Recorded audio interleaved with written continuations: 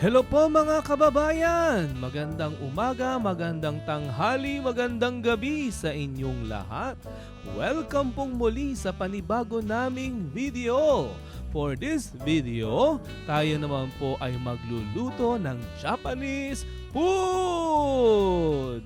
Ito po ang trending ngayon, ang baked sushi. So paano po? Simulan na po natin ang ating pagluluto. Let us welcome Chef Nora, known as Masyado!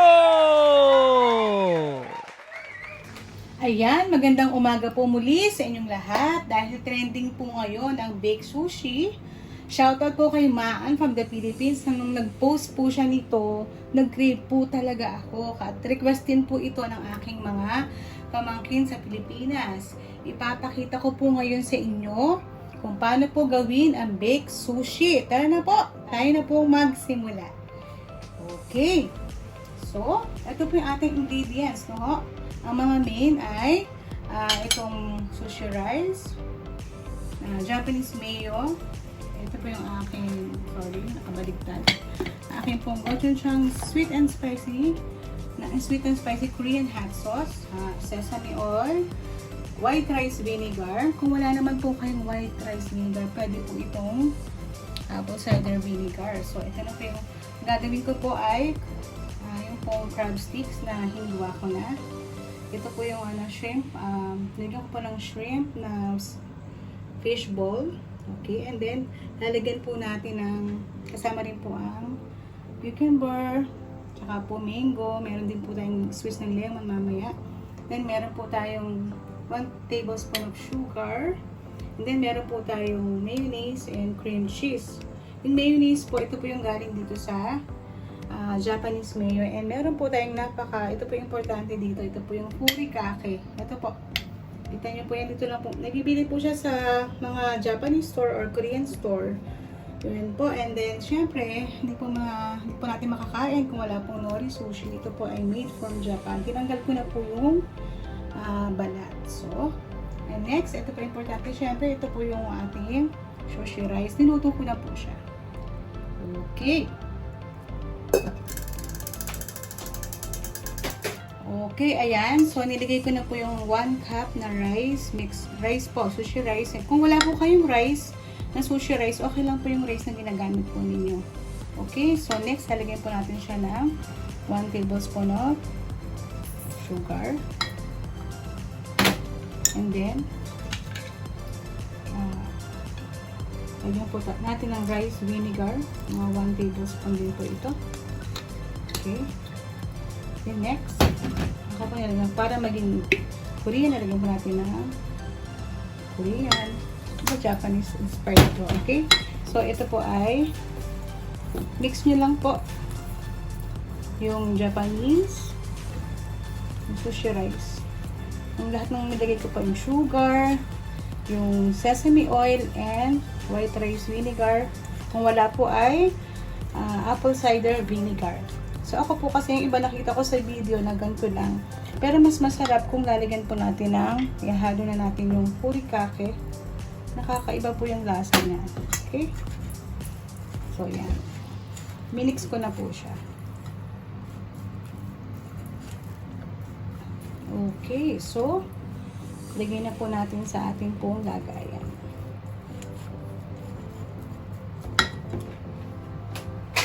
Okay. Ito po natin ilalagay sa maliit po nyo kasi para ma-bake. Siyempre, lagay po natin sa magandang lagayan. Sa aluminum. Okay.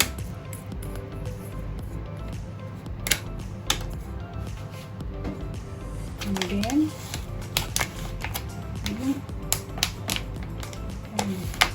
pikpikin po natin yung rice. Ayan. Hanggang siya po ay maganda natin yan. So, pantayin po natin. And then, ako po naglalagay pa ako ng konti kasi gusto ko talaga ng furikake. Iba po talaga yung lasa nito. So, napakaraming furikake. Medyo may kamahalan, kaya konti lang. Pero napakasarap po niyan. Okay? Yung iba po naglalagay pa ng mga nori, pero okay na po ito. Okay. Yan po for the rice mixture.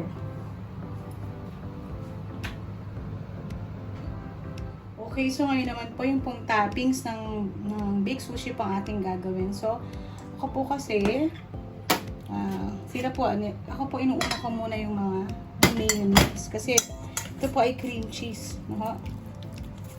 Parang yung pina-flatten ko siya. Any cream cheese will do. Kung wala naman po kayong cream cheese, okay lang din po. Dahil gusto ko po talaga malasa at masarap ang aking baked sushi. Gusto ko po may cream cheese. Again, kung wala po, optional po ito. Pero ako po gusto ko talaga ng may cream cheese. So, and then, kasama ko na po yung mayonnaise. Siguro po mga ito, 1/2 cup of mayonnaise ng Japanese mayo.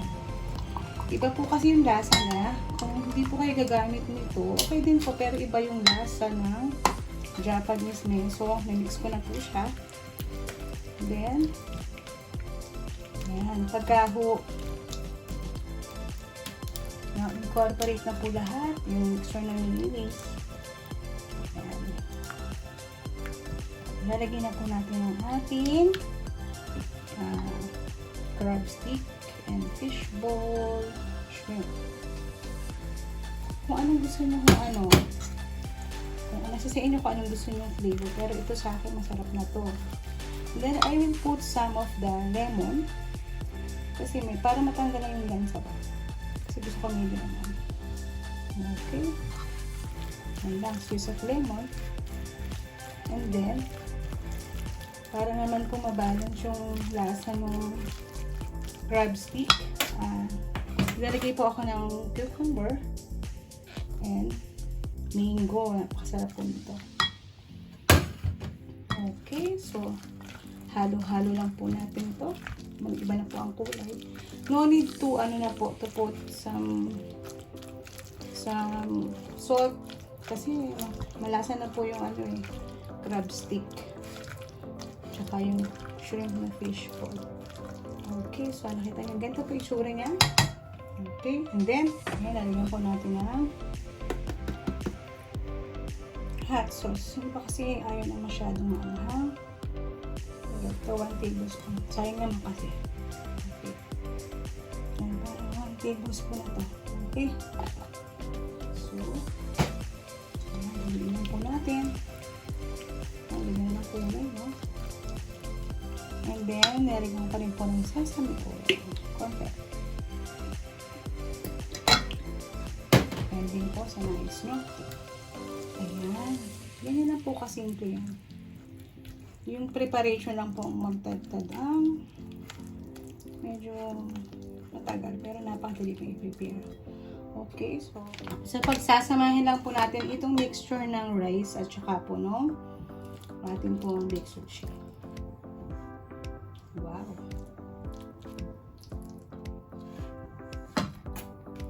Sarap po nito.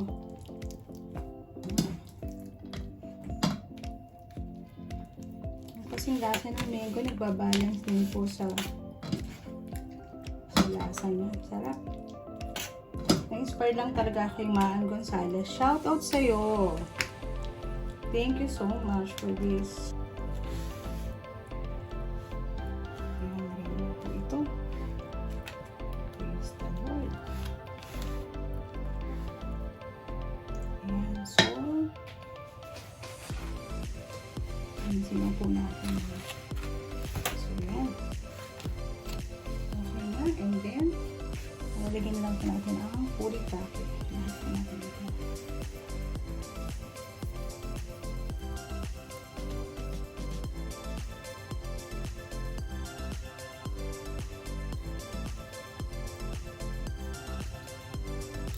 So, yan. Ano po? Ito na po, ready na po itong i-bake sa 160 degrees Celsius in 10 minutes. Okay? See you later. Ayan, after 10 minutes, meron na po tayong baked sushi. So, ngayon, paano po kainin yan? So, ito po yung ating nori. Sample po tayo. Medyo mainit-init pa, pero dapat po pinapalagyan ng konti. Pero, yan po okay. Look. Init pa. Po ang ating baked sushi. Kain na po tayo. Thank you po sa inyong panonood. God bless everyone. Yep. Sarap. Kung nais nyo po na malaman o para lagi kayong updated sa aming new vlog, just hit the notification bell. And to support our YouTube channel, just click subscribe, like, and share. Kung meron po kayong gustong i-request, just comment below. At gagawin po namin ang aming makakaya na i-prepare ang inyong requested dish. Hanggang sa muli, ito po ang inyong kapuso, kapamilya at kapatid na nagsasabing, a healthy dish will give you a happy heart. Salamat pong muli sa inyong pagtangkilik and see you po for our next video. God bless. Bye-bye.